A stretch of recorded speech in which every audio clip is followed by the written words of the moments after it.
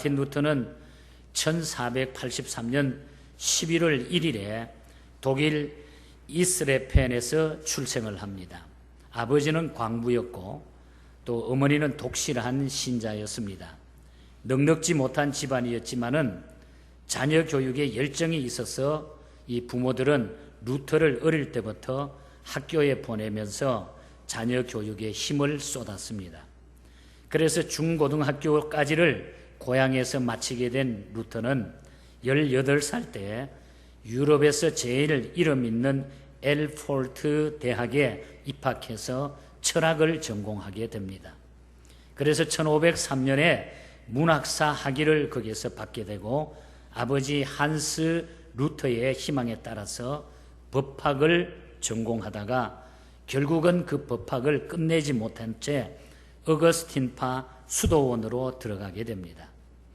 이렇게 된 동기가 루터에게는 있었습니다. 그냥 그렇게 된 것이 아니라 루터에게는 아주 친한 친구 한 사람이 있었습니다. 1505년 7월 2일 날 아주 친한 친구와 함께 마스필드에서 학교가 있는 엘포르트로 가던 길에 갑자기 하늘에서 구름이 끼고 또한 태풍이 불어오면서 막 비가 폭우가 막 쏟아집니다. 그런 가운데 갑자기 벼락이 치더니 함께 옆에 걸어가고 있던 친구가 그 벼락에 맞아서 그 자리에서 급사해서 죽게 됩니다. 이 사실을 보고 루터는 인생의 허무성을 실제로 체험하고서 법률을 전공하여 법관이 되려고 하는 꿈을 완전히 거기서 포기하고 바로 그해 수도원에 들어가게 됩니다. 물론 그 전에 이 루터는 상당한 의로운 삶에 대한 죄책감이 있어서 늘 깨끗하게 살기를 원했던 사람이었습니다. 상당한 고민을 가지고 있었던 젊은이였습니다. 그때 루터의 나이가 21세였고 1507년 4월에 안수받아 사제가 되었고 1510년에 비텐베르그 수도원 부원장으로 수도원에 들어가서 수도원을 지키는 설교자가 되었던 것입니다. 또한 그가 인간의 궁극적인 구원 문제를 해결해 보려고 엄청 애를 썼어요. 자기 자신도 이 구원이라고 하는 것이 진정이 무엇인가? 아무리 죄를 해결하고 나서도 또한 돌아서고 나면은 마음이 무거워지는 이런 느낌을 받으면서 기쁨을 얻지를 못했습니다. 그래서 이 루터는 궁극적인 그 구원 문제를 앞에 두고 상당한 고민을 했던 그런 사실들을 그의 서적과 그의 과거의 삶에 드러내고 있습니다. 그래서 그러한 가운데 수도원에 들어갔는데 당시 세상에 유행된 사상은 수도사가 되게 되면은 보통 사람보다 영혼의 구원을 더욱 안전하게 보장받는 줄 그렇게 생각을 했습니다. 그러니까 수도사가 되기만 하면은 수도원에 들어가기만 하면은 보통 사람에 비해 가지고 영혼에 대한 어떠한 구원을 보장받는다, 이런 사상을 가지고 있었습니다. 그때 성당에 그려진 그 당시의 벽화라든지 지금도 남아있는 그 벽화들을 보면은 그런 것을 의미하는 그림들이 아직까지 많이 남아있는 것을 보게 됩니다. 이렇게 하여 루터는 자기 삶에 많은 고민을 하기 시작을 합니다. 아무리 가서 수도원의 부원장이 돼가지고 설교를 하고 강론을 했지만은 자기 마음에는 기쁨이 없는 거예요. 이것 또한 확신이 생기지 않습니다. 그래서 어떻게 하면 이 문제를 해결할까 고민하며 세상을 살아가는데 루터에게는 큰 변화의 시기가 오게 되는 것입니다. 두 번째로 살펴볼 것은 루터의 그 변화와 그 개혁의 시기를 우리가 한번 생각해 보겠습니다.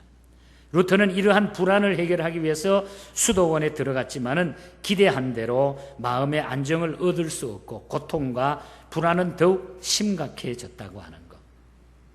그러던 중에 어느 날 엘포르트 대학 도서관에서 라틴어 성경을 발견하게 됩니다. 아주 루터에게는 큰 행운이었습니다. 그 당시에 이 성경은 일부 사람만 가지고 있었지 보통 평민들에게는 성경을 가질 수가 없었습니다. 그런데 이 라틴어 성경은 더 귀한 것이었기 때문에 루터는 그 도서관에서 이 성경 하나를 발견하고 그 성경을 열심히 읽고 연구하기 시작을 합니다. 루터는 드디어 그 자기가 고민하고 자기가 걱정하고 또 의혹에 쌓여있던 그 문제들을 해결할 만한 광명을 거기에서 찾게 됩니다. 그래서 그 라틴어 성경을 읽으면서 연구하는데 바울 서신에서 자기의 고민거리를 거기에서 해결하게 됩니다. 복음에는 하나님의 의가 나타나서 믿음으로 믿음에 이르게 하나니 기록된 바 오직 의인은 믿음으로 말미암아 살리라. 이 말씀이 그냥 눈에 콱 들어오게 되는 거예요. 루터는 오늘 이 말씀을 읽고서 거기에서 자기의 고민 문제가 해결되기 시작하는 이런 모습을 보게 됩니다. 오랫동안 수도사로서 수도를 해왔지만 구원의 확신을 얻지 못하여 고민 중에 있다가 믿음으로써 구원을 얻는다는 진리를 발견하게 된 것입니다. 그는 율법에서 해방을 받은 것입니다. 그의 기쁨은 충만하기 시작했습니다. 그동안 걱정하고 고민에 쌓여있던 그 삶이 거기에서 달라지기 시작하는 거예요. 루터의 생애는 달라지기 시작하는 것입니다. 그 후에 1515년 로마 교황 레오 10세가 베드로 사원을 건축하기 위해 가지고 그 건축비 모금을 위해 가지고 속죄권을 발부하기 시작합니다. 속죄권을 만들어서 팔기 시작합니다.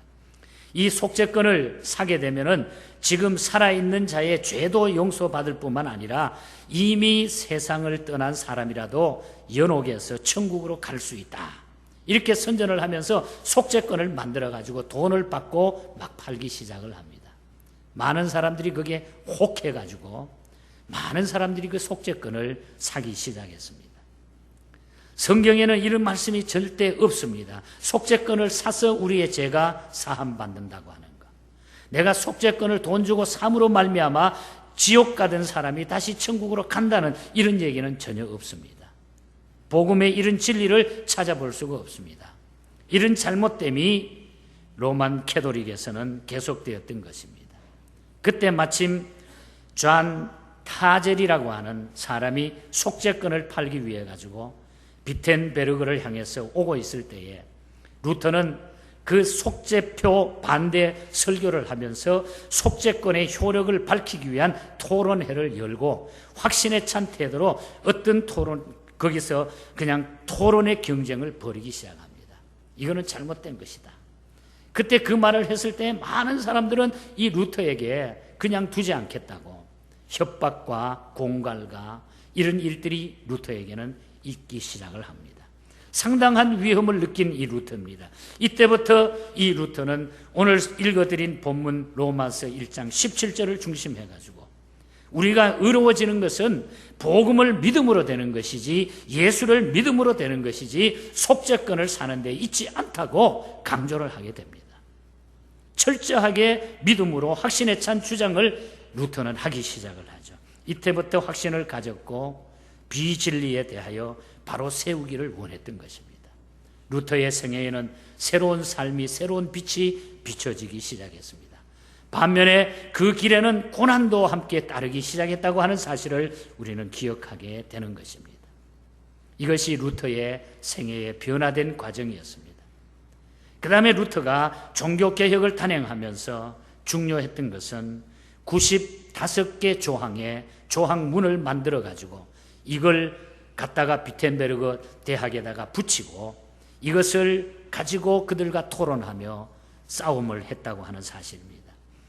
그래서 1517년 9월 31일 95개 조의 항의서를 비텐베르그 대학의 교회 정문에다가 그들의 악행과 잘못을 공격하기 위해 거기다가 다 갖다 붙입니다.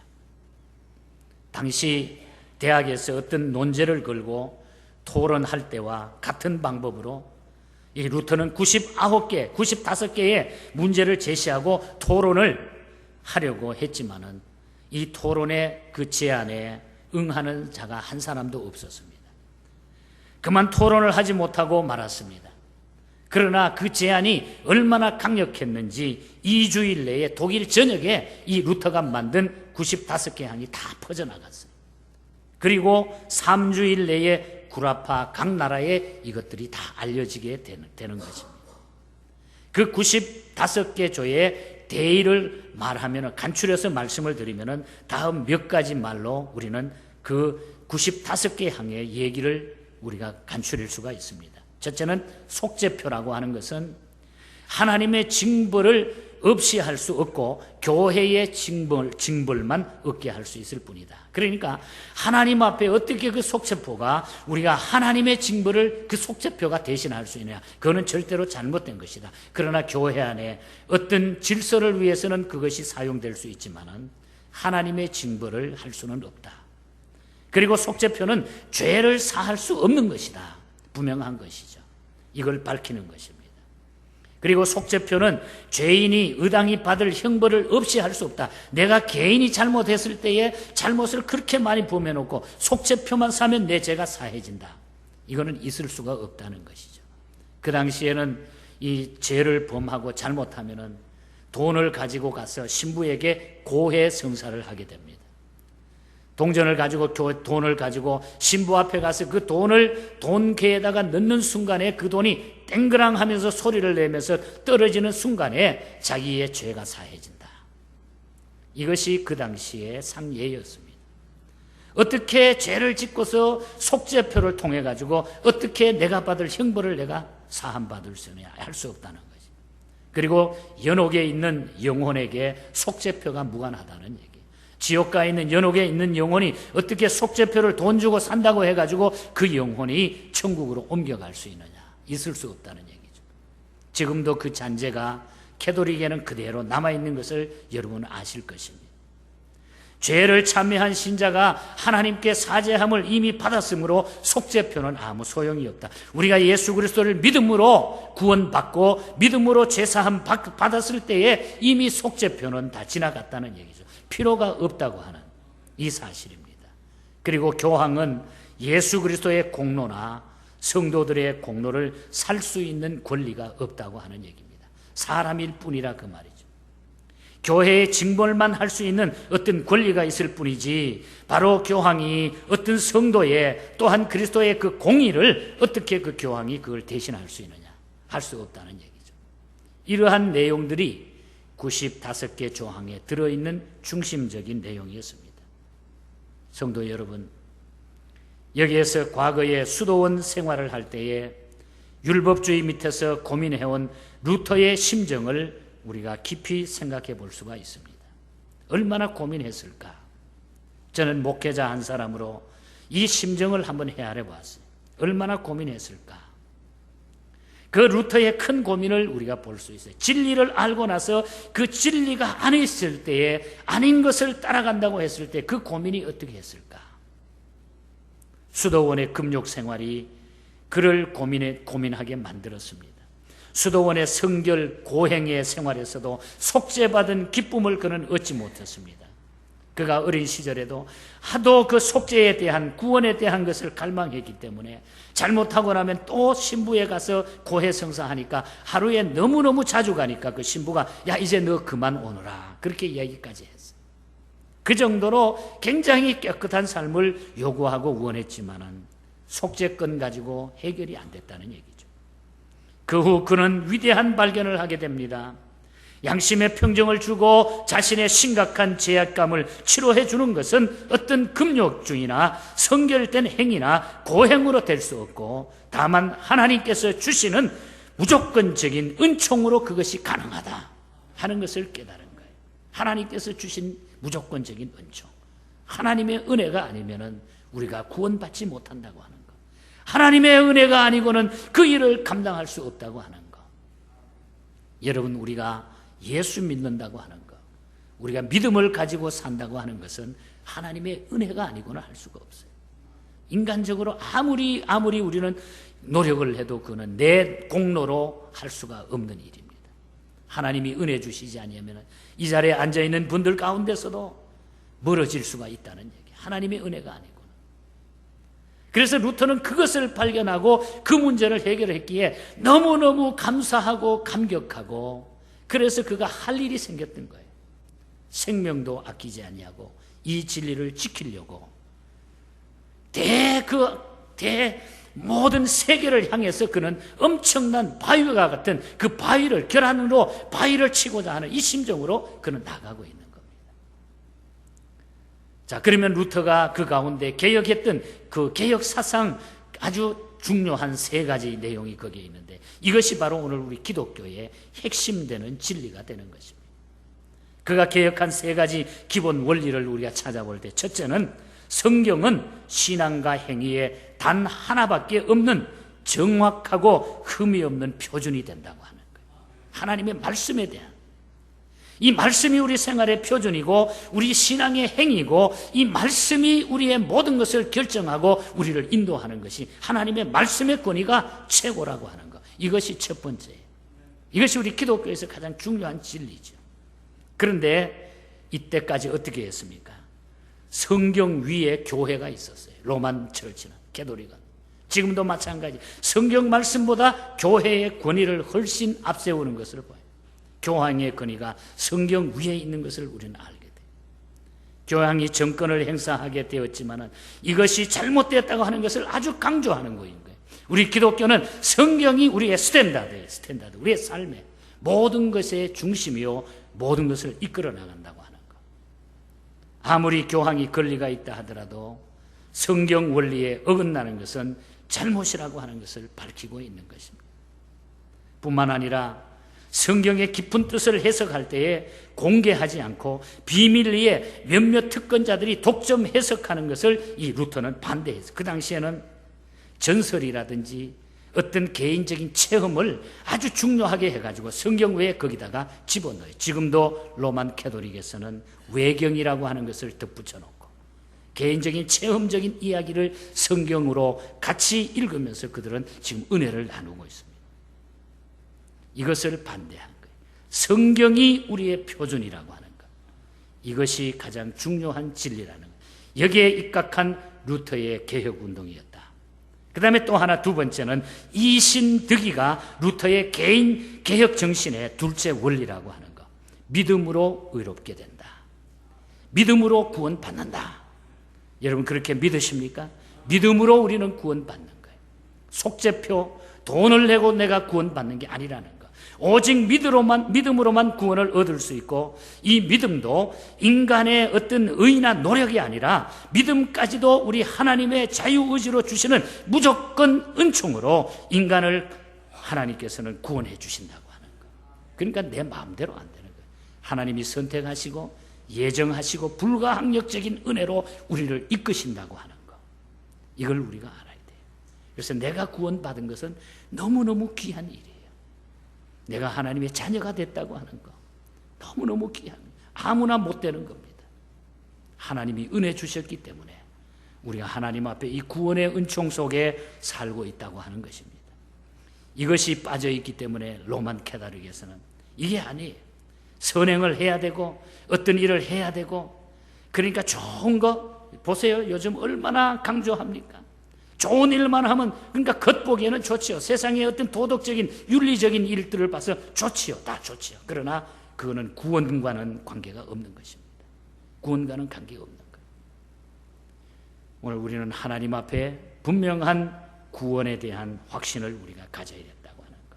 그리고 세 번째는 만인 제사장, 이것을 강조했던 것입니다.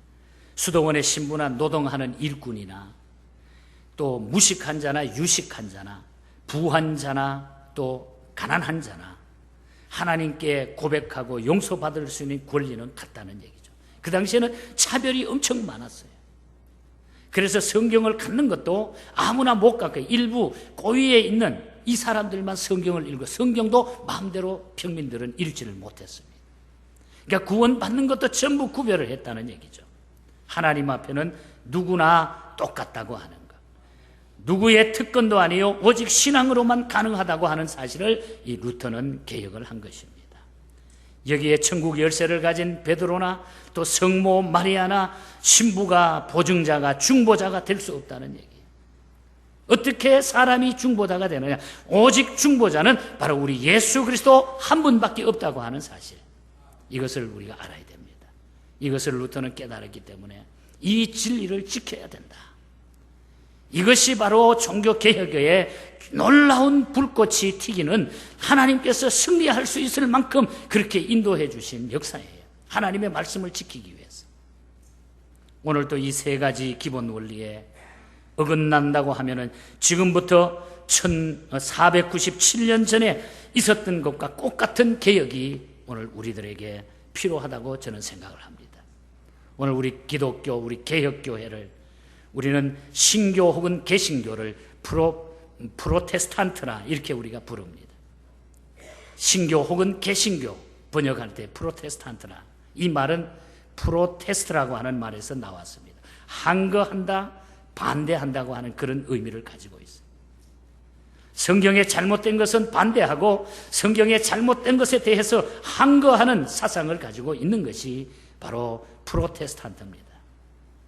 오늘 우리들의 신앙의 지조가 바로 여기에 있다고 하는 것을 잊지 말아야 됩니다. 당시 중세시대의 로만 가톨릭 교회의 비성경적인 부패를 고치기 위해서 항거하고 나온 것이 바로 프로테스탄트인 것입니다.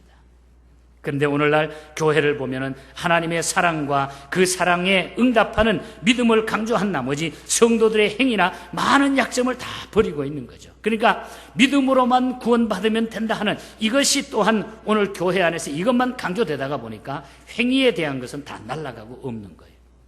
그러다가 보니까 구원파 같은 이단이 생겨나고 있어요. 유병헌 사건이 우리 한국을 떠들썩하게 했습니다. 그 중요한 교리가 뭡니까? 그 사람들은 한 번 구원받으면 그 다음에 죄를 범해도 괜찮다는 얘기. 그러니까 살인을 해도 그 사람들에게는 별 일이 아니라는 얘기. 이것이 바로 이 사상 속에서 나온 거예요.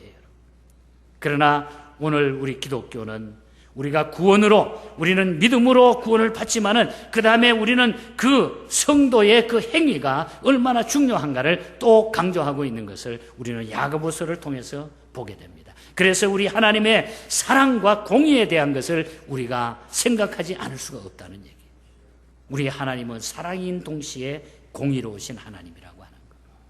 예수 그리스도의 십자가는 사랑과 공의가 함께 강조된 것이라는 것을 기억해야 됩니다. 하나님은 사랑이신 동시에 공의로우신 분이라는 것을 우리가 깨달아야 돼요. 사랑 없는 공의는 공의가 아니고 공의가 없는 사랑은 사랑이 될 수 없는 것입니다. 구원은 믿음으로 우리가 받지만은 받은 구원을 완성하는 것은 행함에 달려 있다. 그래서 우리 예수님께서 십자가의 사랑으로, 그 행함으로 그 사랑을 우리에게 직접적으로 보여주신 거예요. 그래서 십자가에 달리셔서 우리 주님께서 직접적으로 돌아가셨다는 얘기죠. 우리 하나님의 능력이라면 그거 안 해도 되는데, 하나님은 공의로우신 하나님이기 때문에 죄의 삭선 사망이기 때문에 예수님이 우리 죄를 대속하기 위하여 십자가를 지시고 죽어야만 했다고 하는 것입니다. 주님이 지신 십자가는 죄인을 구원하시기 위해서 독생자를 죽여주신 사랑이 되는 동시에 죄인을 그냥 용서할 수 없는 하나님의 공의는 주님을 십자가에 결국은 죽게 하셨다고 하는 것. 그래서 우리 모두는 그 예수 그리스도를 믿음으로 말미암아 우리가 구원받게 되는 이 놀라운 은총을 우리가 받았다는 얘기입니다. 오늘날 이 두 가지 중에 어느 하나만 강조함으로써 신앙생활에 잘못을 범하고 있는 것 같은 이런 현대교회의 모습을 우리가 보게 되는 것입니다. 우리는 이 시간 마틴 루터가 그 어려운 환경과 교황의 교권의 행포 속에서도 끝까지 굴하지 않고 그 믿음으로 종교 개혁을 단행해서 성공하였기 때문에 오늘 우리는 올바른 성경적인 교리를, 참다운 신앙을 갖게 된 것, 우리는 이 진리를 우리가 지키게 된 것, 하나님 앞에 감사하게 생각해야 됩니다.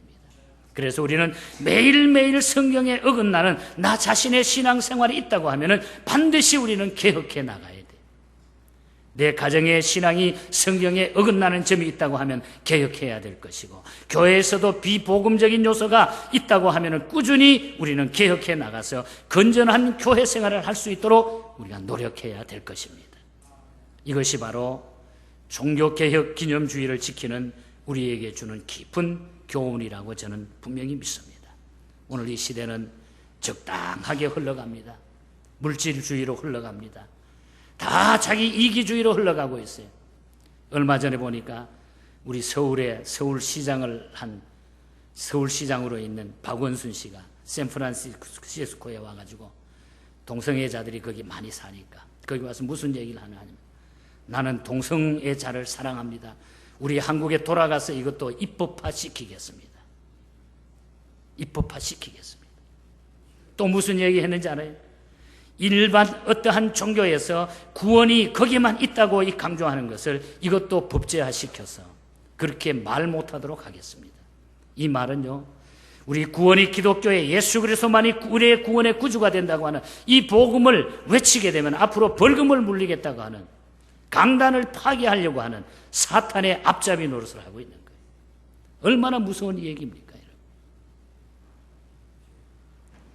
제 친구 가운데 하나가 줄리아드 음대를 졸업해서 서울에 가서 총신대학 교수를 하고 있습니다. 음대. 그리고 서울 사랑의 교회 음악 감독을 하다가 얼마 전에 대구 시립합창단 지휘자를 맡아서 내려갔어요. 이 친구는 아주 교수지만은 목사 이상으로 믿음이 좋은 친구입니다. 이기선 교수라고 우리 교회도 자주 들리곤 했죠.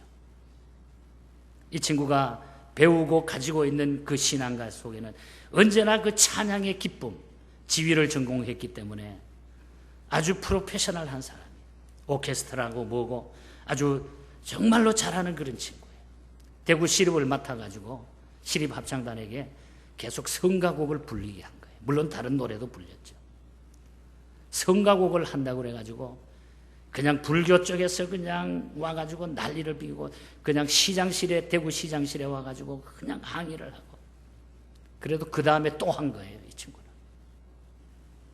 결국 하도 난리를 부려가지고 내가 이렇게는 못하겠다, 내가 그것까지 양보해서 내가 다른 노래만 부른다고 하는 것은 나는 있을 수 없다, 내 신앙 양심상 할 수 없다, 사표를 던지고 며칠 전에 그만둔 사실이 있습니다. 오늘 이 사회와 오늘 우리 모든 것들은 굉장히 좋은, 살아가기 좋은 시대가 된 것 같지만은 오늘 우리의 신앙을 가로막고 있어요. 상황윤리적으로 말씀을 떠나게 만듭니다. 오늘 이 개혁이라고 하는, 이 리폼드라고 하는 뜻이 뭡니까? 오늘 이 종교개혁의 중요한 사상 두 가지는 하나는 회개고 하나는 고난입니다. 고난. 우리 기독교는 회개의 종교인 동시에 그 다음에 우리는 고난이 따르는 종교가 우리 기독교예요. 우리가 이 시대에 믿음을 지키기 위해서, 말씀을 붙들기 위해서는 고난을 감내해야 돼요. 우리가 이 고난 없이는 우리의 믿음을 지킬 수가 없어요. 다 타협하고 다 의논해버리고 다 양보하다가 보면 우리가 설 땅이 없어지는 거예요. 하나님 앞에. 우리는 회개와 이 고난이라고 하는 이 두 가지를 우리가 생각을 하면서 우리의 믿음을 지켜나가야 됩니다. 우리 교단이 CRC 리폼드 처치입니다. 리폼드. 개혁이라고 하는, 이 개혁이라고 하는 것은 교회가 비본질적으로 되어진다든지 신앙의 내용이 선지자와 사도들의 증거했던 성경 진리 위에 달라졌을 때에 그것을 본래의 신앙을 원대로 바로잡고 바로 되돌려 놓는 것이 바로 개혁신앙이에요. 개혁신앙. 성경으로 돌아가는 것이 개혁이에요. 그러므로 이 개혁교회 리폼드 처치라고 하는 것은 중요한 의미를 가지고 있습니다. 오늘 우리는 이 개혁주의 신앙 안에, 종교개혁주의에 다시 한번 우리는 이 두 가지, 우리는 회개와 고난이라고 하는 이 두 가지 길을 우리가 분명히 기억하셔야 됩니다.